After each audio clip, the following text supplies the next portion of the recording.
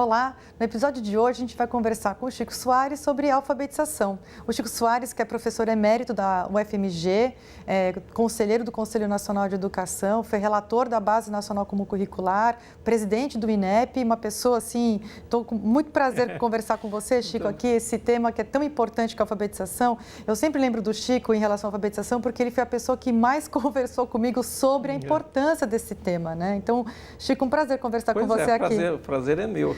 Muito bom. Chico, antes da gente começar a nossa conversa, eu vou pedir para a gente ver aqui uns dados, né, da ANA, que é justamente a Avaliação Nacional da Alfabetização. Vamos começar a ver isso. Na média, 45,3% dos estudantes do terceiro ano do ensino fundamental têm nível de leitura suficiente. Mas essa média não representa a realidade da maioria das escolas. Entre os que integram as escolas de nível socioeconômico muito alto, a taxa de leitura suficiente é de 83,5%. Mas entre os alunos que fazem parte das escolas de nível socioeconômico muito baixo, apenas 14,1% encerram o terceiro ano com o desempenho de leitura adequado. Em matemática, o panorama não muda muito. Na média, 45,5% dos alunos do terceiro ano do ensino fundamental têm nível de matemática suficiente. Entre os que fazem parte das escolas de nível socioeconômico muito baixo, 17,1% têm o desempenho adequado mínimo na disciplina. Já entre os que integram as escolas de nível socioeconômico muito alto, a taxa é de 85,5%. Bom, Chico, é isso que a gente tem visto, né? Quer dizer, entra ano, sai ano. Claro que tem a importância da gente ter uma avaliação. Eu queria que você comentasse sobre isso. Assim, hoje a gente tem uma avaliação, hoje a gente tem uma fotografia, até um filme. Nós sabemos como estamos. A gente sabe como que a gente está. E eu também queria que você comentasse um pouco esses resultados, né? Assim, a gente tem, olhando pelo inverso, né? 55% de crianças ao final do terceiro ano sem alfabetização adequada. E essa diferença gigantesca de praticamente, né? Quase 70 pontos percentuais entre os alunos de renda maior e menor. São dois problemas. Não é normal que só 45% das crianças estejam ao fim do terceiro ano. Terceiro ano significa quase 9 anos de idade. Então, esse dado é um dado muito preocupante.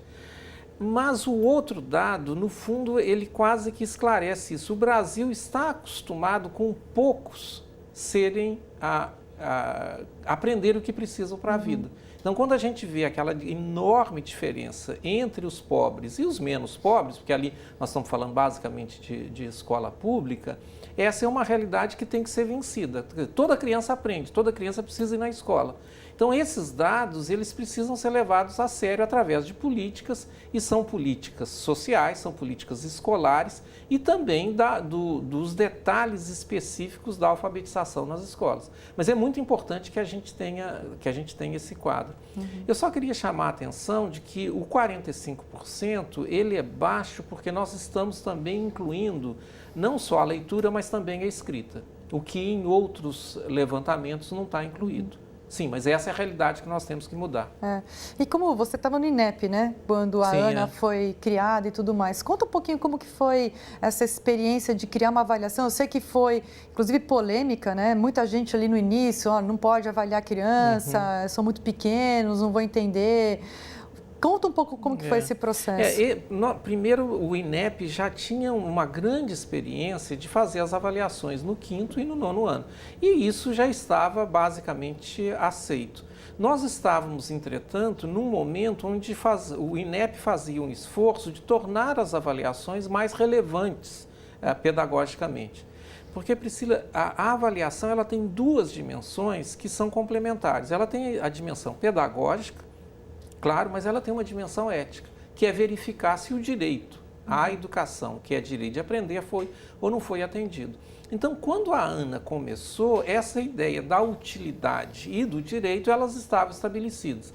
Agora, havia sim e continua havendo uma certa resistência, que eu considero uma resistência pouco razoável, porque a melhor maneira de excluir alguém é não deixá-la dizer, olha, eu não aprendi. Então, foi difícil, mas também está estabelecido. E agora nós estamos vendo uma mudança que é muito importante. A própria meta do Todos, ela fala alfabetizado até os 8 anos. E o terceiro ano, na realidade, as crianças têm 9 anos. Mas eu quero insistir, alfabetizar significa as duas coisas, a leitura e a escrita. Por isso é que o teste da Ana tem que ter essas duas dimensões. Não, perfeito.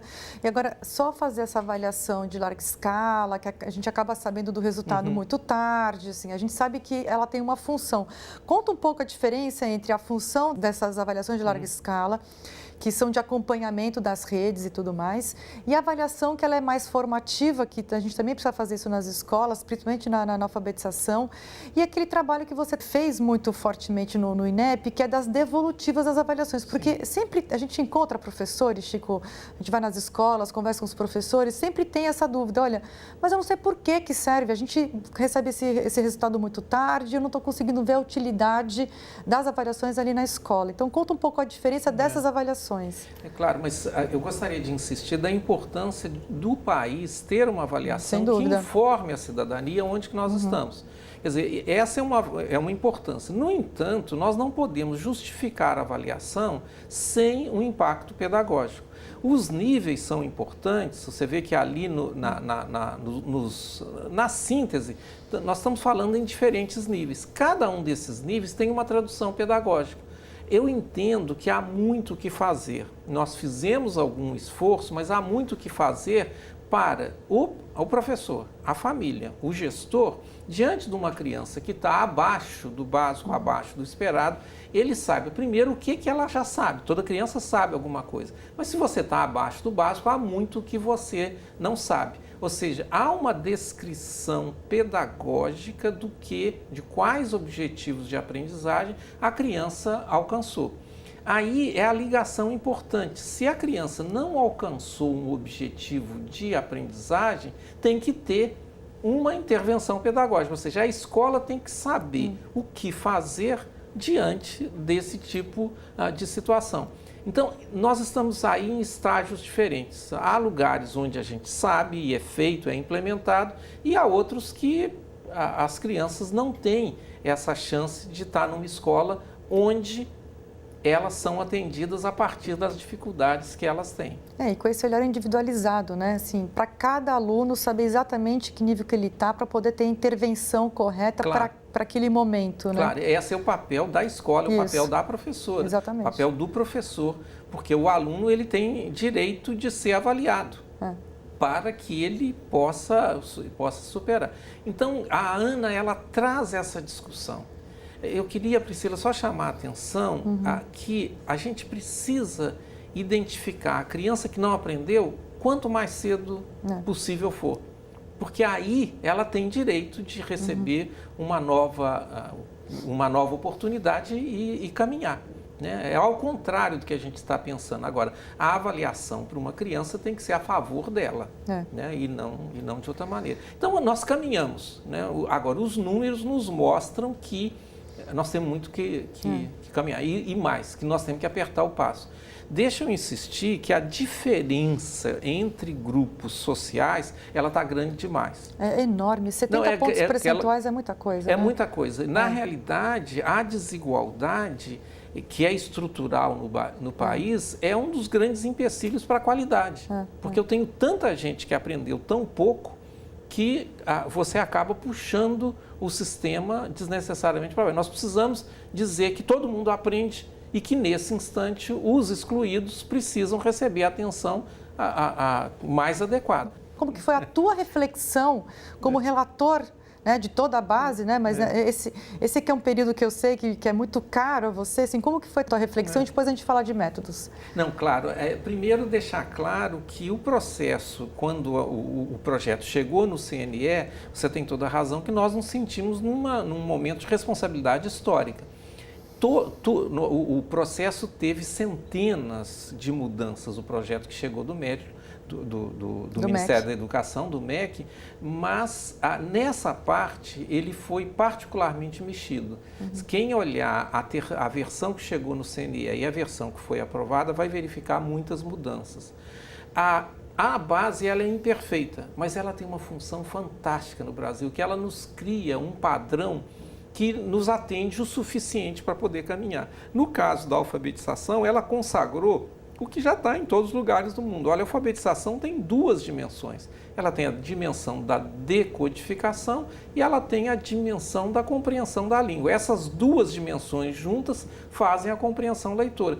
Isso é uma forma que está em qualquer literatura, todo lugar do mundo. Os métodos vão distinguir qual ênfase que você vai colocar em uma das pernas. Então, garantir que a base reflita isso de tal maneira que fica ilegítimo desconhecer, seja uma dimensão, seja outra, foi muito importante. Em termos bem simples, Chico, então, a base, ela diz os ok's, né? O que o aluno tem que aprender? Os comos, então, assim, o como ensinar, que aí são os métodos, eles podem variar muito, né? E nesse campo da alfabetização, é impressionante como a gente discute muito essa questão, se tem um método que é mais efetivo do que o outro. Qual que é a tua visão em relação a isso? Tem um método ou você acha que a base, ela permite, inclusive, uma diversidade de métodos que pode até variar com o próprio aluno? Ô, Priscila, eu queria sublinhar essa parte final da sua fala. A base, ela não indica um método. E os métodos serão diferentes. Eu queria, entretanto, chamar a atenção de que o método tem que ser o método implementado e não o método sonhado. Eu posso ter algo super perfeito, mas ele pode ser muito bom para condições que são diferentes daquelas condições daquela rede. As escolas são feitas de pessoas concretas, de professores, de professoras que têm uma determinada formação. Agora, nós temos, e isso também foi muito interessante, hoje um consenso claro do que a criança está alfabetizada. O CNE arriscou-se a dizer, olha, você está alfabetizado quando você é capaz de ler e escrever textos com a complexidade adequada à sua faixa etária. Então, a nossa discussão é, você consegue ler texto? Podemos discutir em diferentes lugares que textos. Você é capaz de escrever? Então, isso nos dá uma direção de como caminhar. O que a Ana está mostrando é que nós ainda não caminhamos, entende? Mas nós demos um passo muito importante. Vários passos, né? Se a gente for olhar, todos muito recentes, né? Parece que a educação está estagnada, mas ela não está, né? Acho que essa é uma mensagem importante, né? Porque a gente tem muita notícia ruim sobre a educação.